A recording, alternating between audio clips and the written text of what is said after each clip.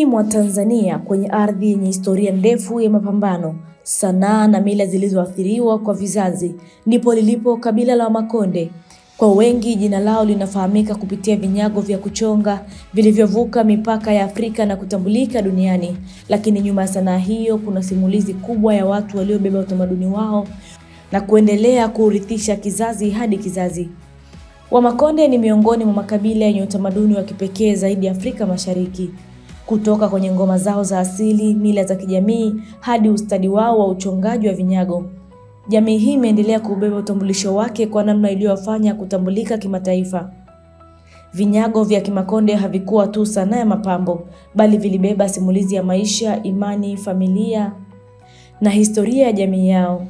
Mbali na sanaa, Wamakonde walijulikana pia kwa desturi zao za mapambo ya mwili zilizokuwa na maana kubwa katika jamii yao. Zamani baadhi yao walikuwa wakichora mwili kwa alama maalum zilizojulikana kama chale. Alama hizo hazikuwa za urembo pekee, bali zilionyesha utambulisho wa mtu, hatua ya maisha aliyofikia, pamoja na kuonyesha uzuri na ushujaa ndani ya jamii ya Kimakonde. Kwa wanawake, chale zilionyesha alama ya uzuri na utu uzima, huku kwa wanaume zikiashiria nguvu, ujasiri na utambulisho wa kabila. Pia wanawake wa Kimakonde walikuwa na utamaduni wa kutoboa sehemu ya chini ya pua na kuvaa mapambo maalum. Utamaduni huo ulikuwa ukionyesha uzuri wa mwanamke pamoja na hadhi yake ndani ya jamii. Katika baadhi ya maeneo, mapambo hayo yalikuwa sehemu ya utambulisho wa mwanamke aliyefikia utu uzima au aliye tayari kwa ndoa.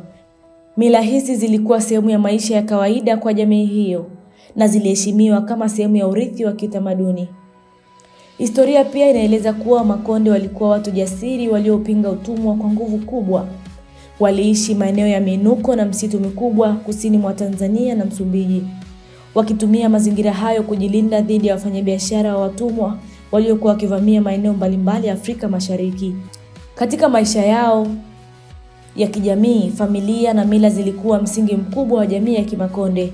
Sherehe za jadi, ngoma za asili kama sindimba, pamoja na mafundisho ya kijamii kwa vijana zilikuwa sehemu muhimu ya kuimarisha maadili na mshikamano wa jamii.